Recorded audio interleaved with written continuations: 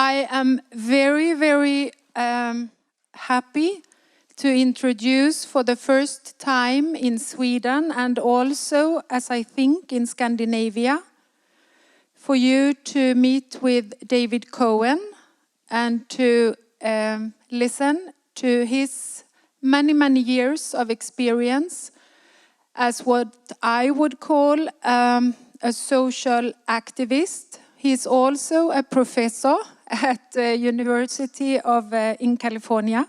And Robert Whittaker, you said when you introduced David Cohen that it was thanks to him that you started the things you have done ever since. So I'm very happy to welcome you, David Cohen. Please take the stage. Thank you. So, only with some hindsight do we sometimes understand that what keeps us imprisoned is not our circumstances, but how we think, the ideas we have. And the reverse is true also. What frees us is not necessarily leaving our circumstances, but just abandoning ideas or discovering new ideas. So what I thought I should do, as promised in the program that you have, and I promised also to speak slow, is to explore some of the ideas of what I will call critical psychiatry, which I believe is the movement that led to this festival. And so this is a movement that briefly arose in the 1950s. The modern critical psychiatry movement arose in the 1950s. And I will try to explain why I think that this event is a result of this movement. And then I will discuss the consequences of the ideas of this movement, what consequences it have, because ideas have consequences. And then especially their consequences on the mental health system today. And then I hope to evaluate these consequences.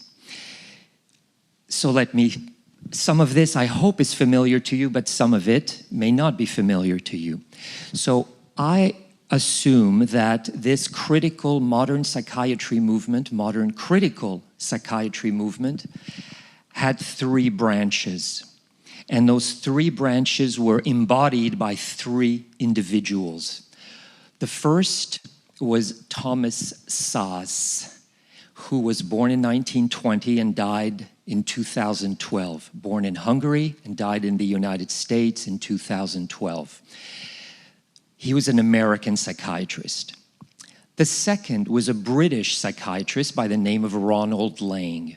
He was born in 1924 and he died in, I forget the town, but in England or Scotland, and he died in the south of France in 1989.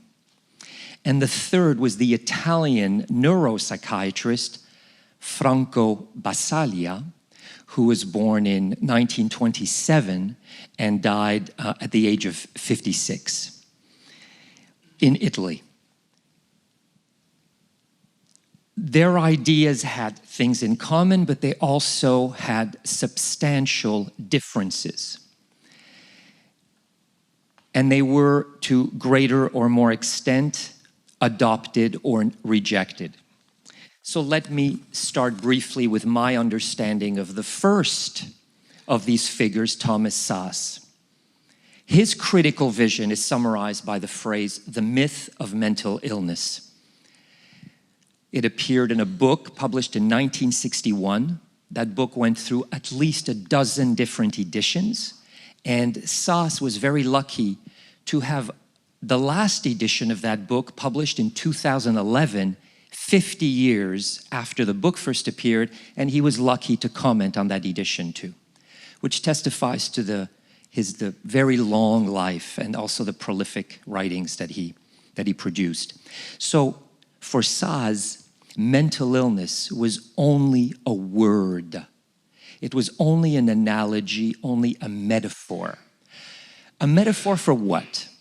A metaphor for the fact that life, for many people, if not most people, is really a very difficult struggle.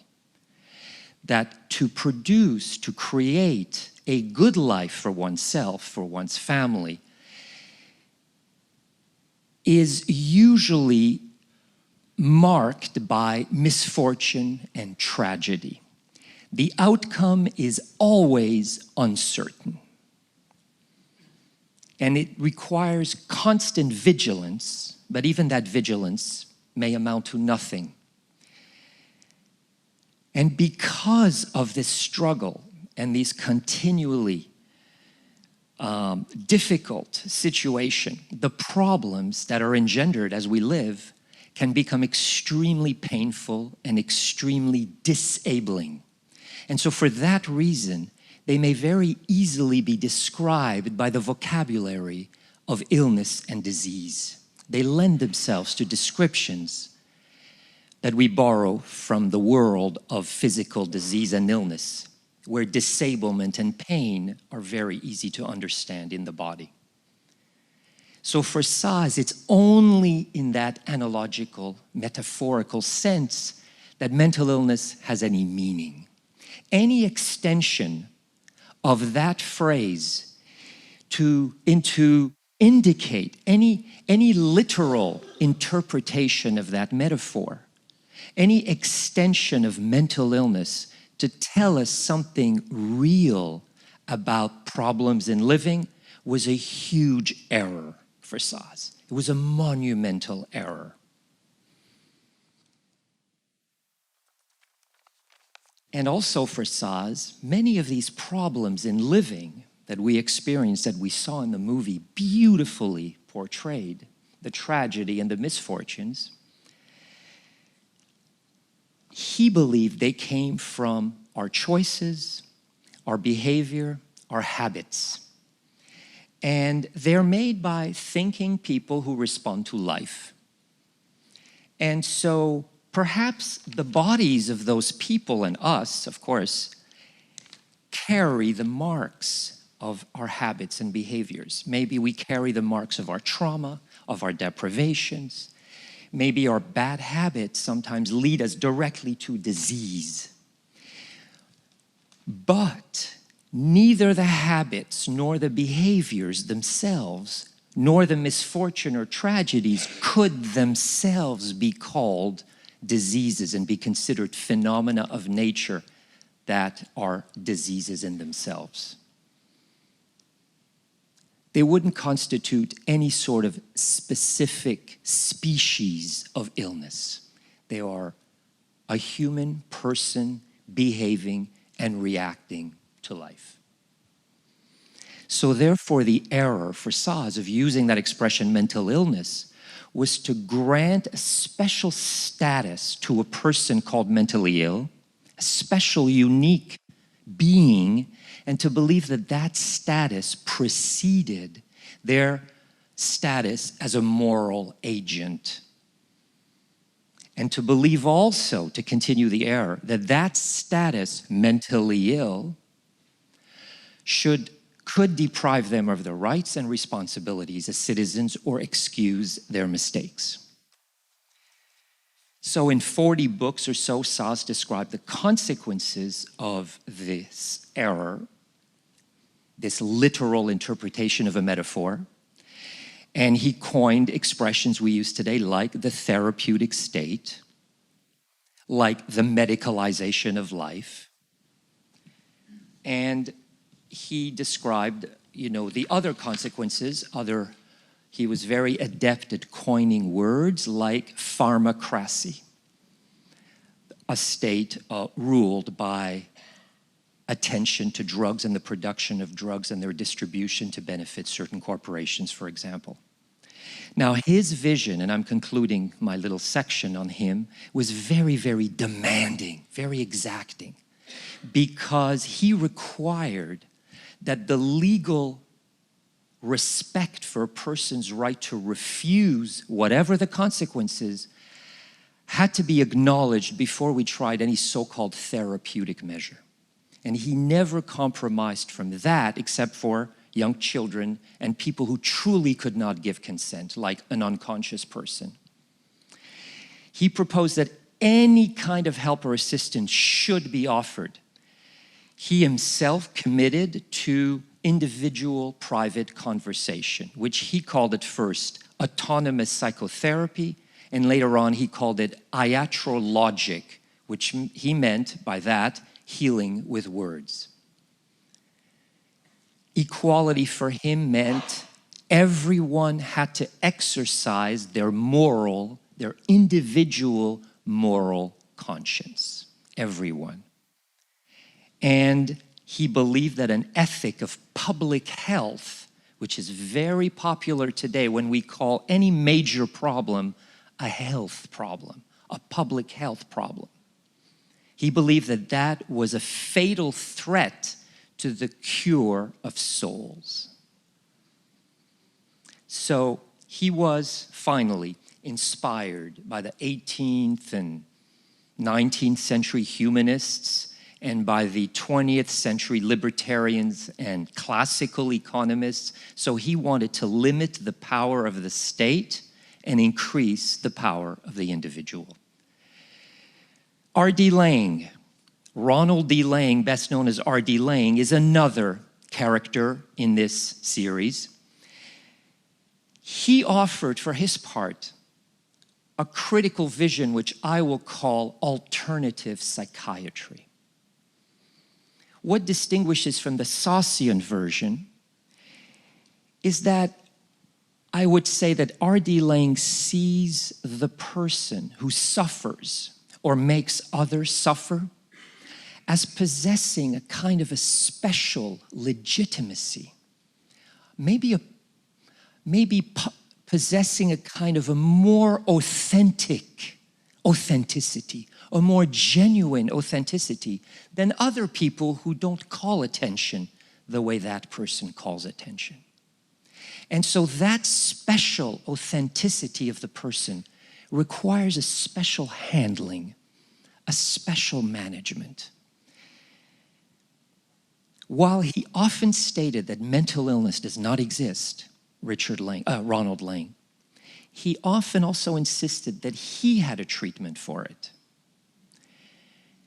He had a better method, a more humane method, a gentler method, a less toxic method than the conventional psychiatry from which he came, which he believed truly tended to disable the subject.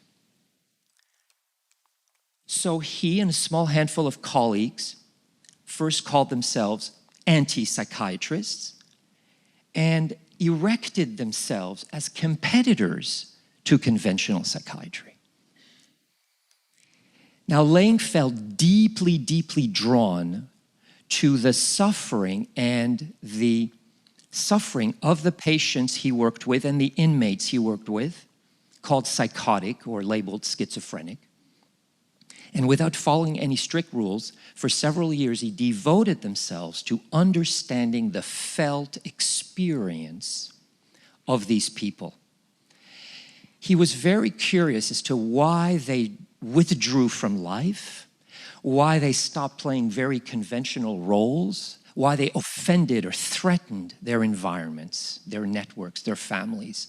And he concluded usually that their madness was embedded in very ordinary social relations, in the family, in work, in everyday life. Now, I believe that when one takes Laing's approach here, when one tries to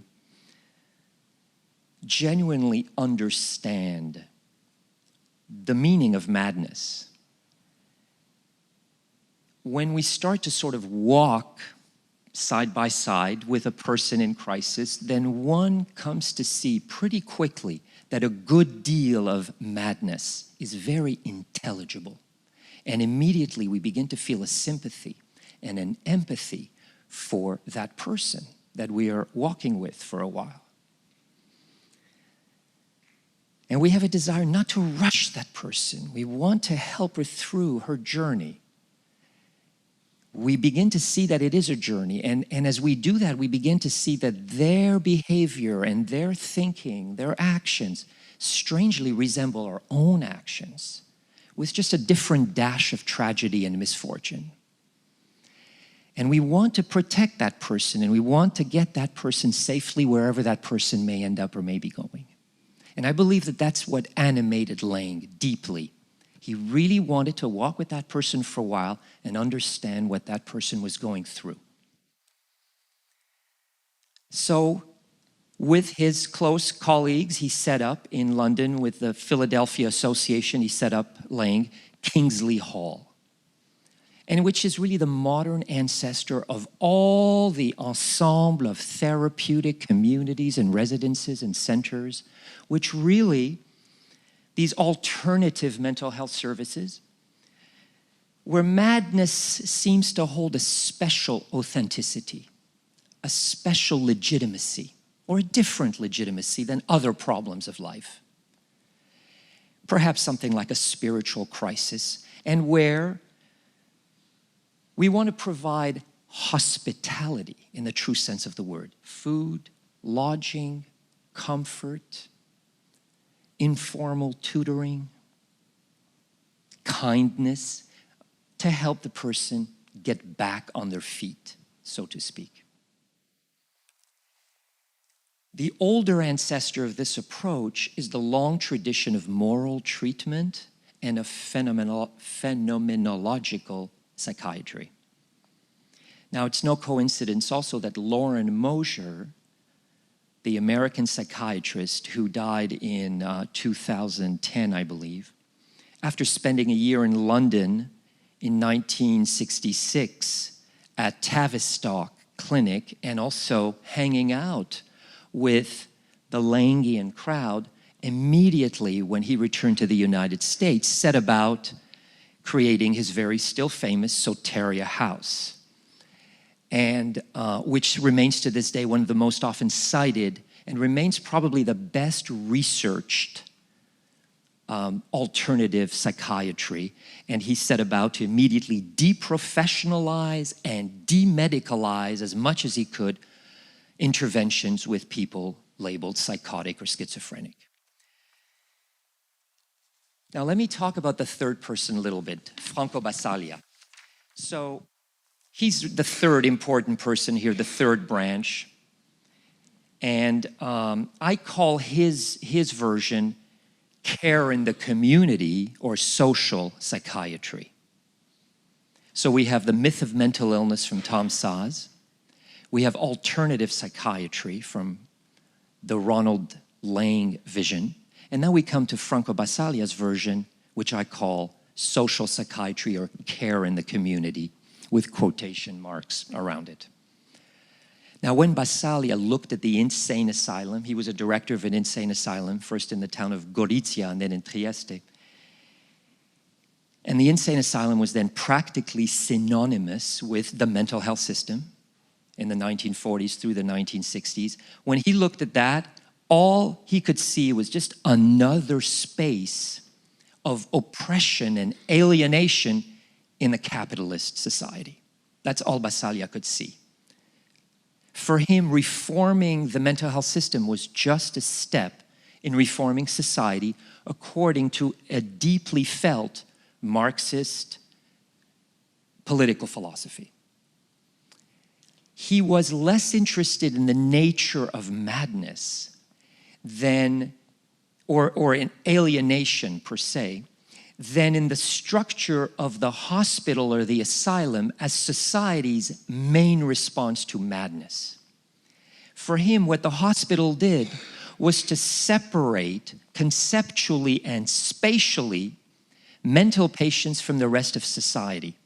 And he thought that that's what was accomplished by this, was make people believe that the needs of mental patients and the need of other citizens were completely different. But he believed that they all had the same need, which was to become liberated in a different kind of society.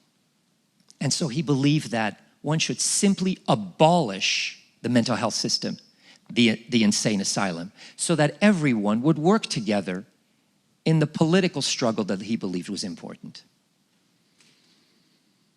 So he served as the inspiration from what was called the famous Law 180, Law 180, which in practice at first literally dismantled the large state institutions, although they of course survived in different forms. Now, Basaglia, the difference between him and R.D. Laing and Tom Szasz was Basaglia remained the darling of Italian psychiatry for at least 30 years. He was not shunned. He was not put aside. He remained fully a member of his profession and accepted as such as a member of his profession. And he was able to convince his colleagues and Italian legislators in that often crazy world of Italian politics, especially the politics of the 1980s, he was able to convince them to actually vote and enact his proposed reforms, which the other two never got near to do. The reason I believe for this is because Basaglia never attempted to diminish his own power in the system. He remained a director of the 2 asylums in the 2 cities where he worked. He wrote as if he would always have a role in a hospital or a transformed hospital, or he would play a key role in a future transformed mental health system. He did not also truly contest the notion of mental illness, as both Szasz and Laing did contest. He did point out how the bizarre behaviors we would see in the asylum were conditioned by the asylum, but he didn't really truly contest the notion of mental illness. And that, to me, explains those differences between Basaglia and Laing and Szasz, explains why his approach actually was adopted as the paradigm of care in almost every Western society, from his time on to our time. We did dismantle the hospitals, which we call deinstitutionalization. We did have a community psychiatry or a sector psychiatry or a territorial psychiatry, as it was called in different countries. And the psychiatric services went from the hospital to the community. And the reason is that we did that because those ideas did not directly threaten the principal dogmas of the existing mental health system, which revolved around mental illness as a genuine species of illness. And the main corollary to that is, therefore, the psychiatric ability to diagnose and to treat involuntarily. Those did not truly change at all with the reforms that were, I believe, inspired by Franco Basaglia. They were not, those ideas, mental illness and involuntary treatment, were not touched by the reform of community psychiatry, were not diminished. So in sum, 2 of the 3 main prototypical branches of critical psychiatry were accepted or partially retained, and the third one was the Szaszian conceptual critique was just shunned, especially by mental health professionals. And I believe that the reason mental health professionals dismissed the Szaszian idea was because they were not interested in self-destruction. That is, community psychiatry and alternative psychiatry were reform projects which promised new treatments, hopeful treatments, new places for treatments, new ideas, but they also promised a steady supply of patients, newly called consumers, survivors, peers, citizens, but they promised activity and occupation for us mental health professionals. In comparison to that, the Szaszian project offered only the very perplexing option of abolition. abolition, with the only certainty there being a huge leap into the unknown, the disappearance of the old order, but the continued existence of misfortune and tragedy of life. So that's our three people. And I know I have a few minutes left, and so let me try to conclude a little bit.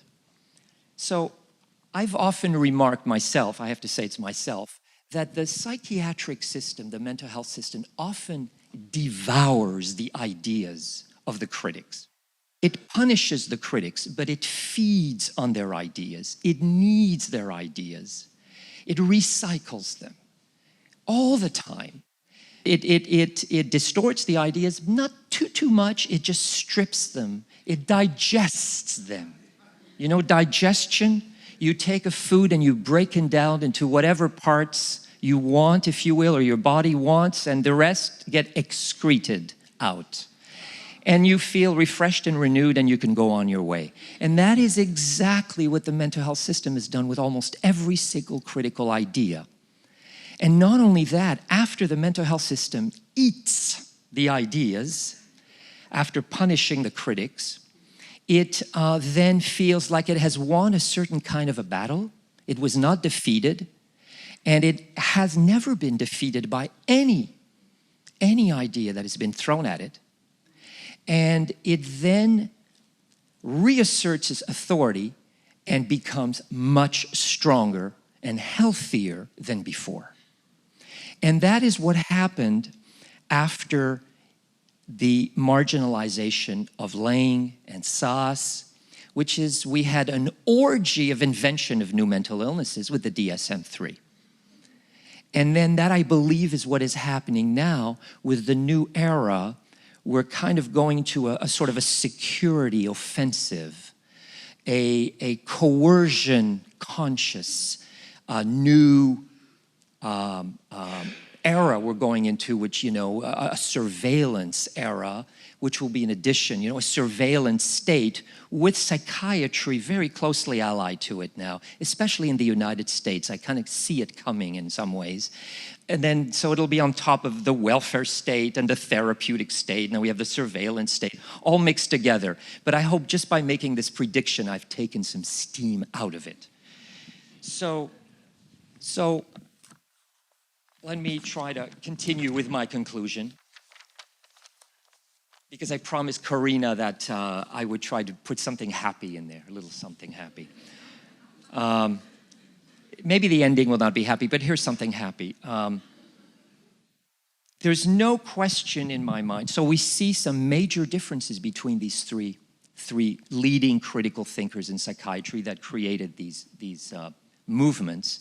But they disagree on many things, but there's no question that there's one thing they would totally, fully, 100% support, and it's this festival. This festival would unite all of these thinkers 100%. Film, theater, songs, music, fantastic idea, and each of them commented in their own way, separately in their writings. Each of them substantially explores the notion that art is totally liberatory in the psychiatric system in many different ways. So this is something on which they would really come together. And that's enough for the happy stuff. But seriously, what would we get? And this is something I was thinking to try. What would we get if we mixed these three approaches? Imagine we had to make a meal and we were told only take from these three ingredients. Well, we could take from Sass, we could take doing away with the notion of mental illness, seriously, and just dealing with people, for example, instead of saying they are psychotic and they suffer from a very subtle, mild, but powerful progressive disease, degenerative brain disease, we could say what I can see is they are exhibiting extreme mental states. And we could take very seriously the notion that, very literally, if we could take a metaphor literally, we could say that they need help to solve a very serious problem.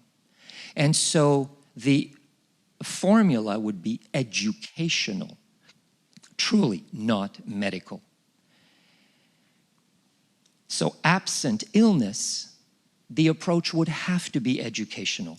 The true doctor would be a doctor of persuasion, not a doctor of coercion. That's what we could take from Saz, is education as the underlying paradigm for intervention. From R.D. Laing, I think we could add to the mix the notion of trying to know the person from the vantage point of her own subjective states, her own subjective feelings. As we're walking side by side with them for a while, we would become a companion in subjectivity. And we could take that from Saz and put it into the mix. And then from Basaglia, we would have to take the Marxist notion that he held dear, which he may not have named this way, but that the personal is political. And that no psychological emancipation can be sustained without an explicit political philosophy and without critical thinking, without a person knowing to identify propaganda in her life and knowing who truly benefits from that propaganda. So if we put all of that in a mix, we would have a very, very powerful intervention indeed. So Karina talked about the Boston Film Festival, where what I did at the Boston Film Festival I thought was simply acknowledge or simply call attention to the unacknowledged idea that coercion in the mental health system serves the function of giving psychiatric theories a free ticket. Not the other way around. I kept reading that everybody said that because of the psychiatric knowledge and psychiatric theories, society uses coercion as a result of these theories. And I thought, I don't think so. I think it's the other way around. Because I kept seeing that the theories are continually refuted. They're continually weakened with evidence. And so I wondered, how do they sustain? How come they don't crumble and are seen as a scientific curiosity? And I thought that it's because of the social necessity of coercion. Because of that, we give these theories a free pass. By coercion, I mean force, the use of force.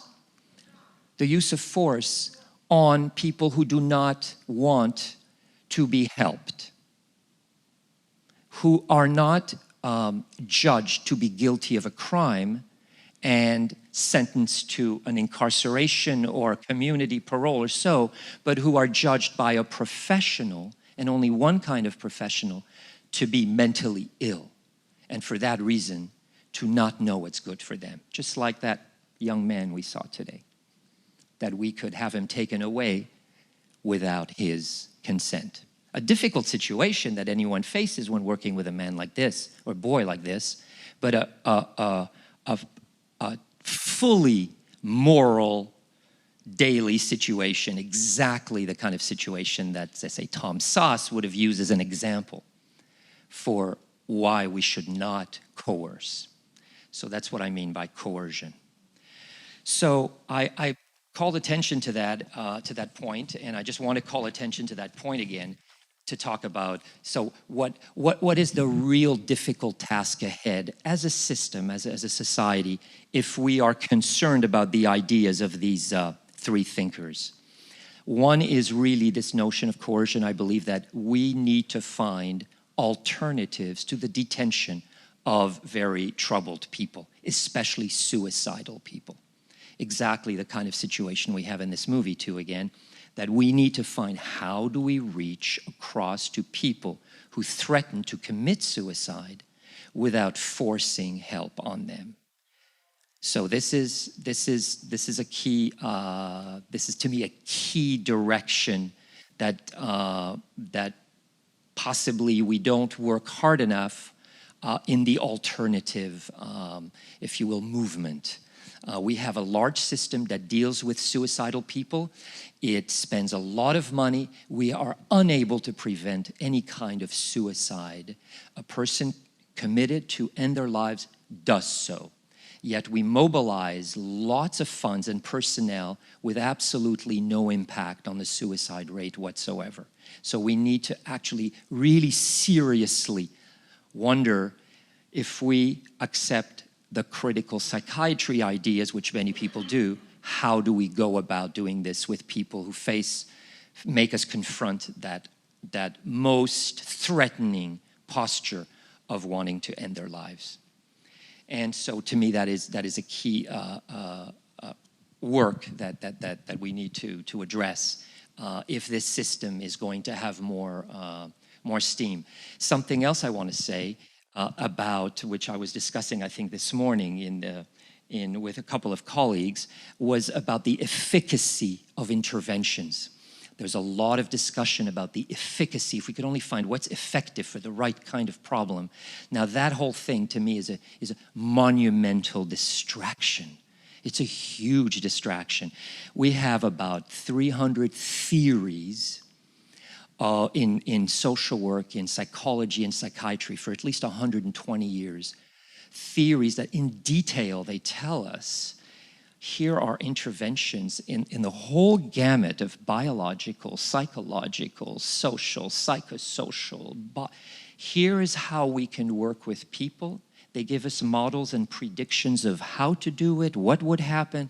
This has been covered. And if there's one lesson that we take from all of that body, is that if you have a very sincere practitioner who truly believes in what they're doing and who has practices that are socially accepted, then people are helped.